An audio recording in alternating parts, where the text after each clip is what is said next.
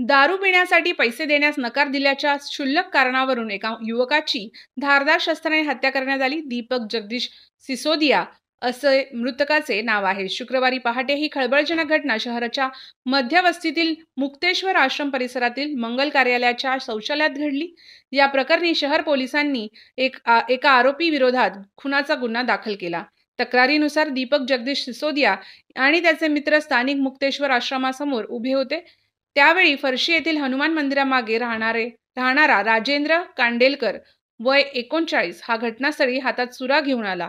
तक्रारदार प्रवीण सिसोदिया यांचा भाऊ दीपक याला दारू पिण्यासाठी पैशांची मागणी केली। दीपकने पैसे देण्यास नकार दिल्याने अश्लील शिवीगाळ करत मारहाण करण्यास सुरुवात केली। त्यावेळी दीपक आणि त्याचा मित्र ऋषी बोलधाणे जीवाच्या आकांताने मुक्तेश्वर आश्रम परिसरातील मंगल कार्यालयाच्या शौचालयात धावत सुटले।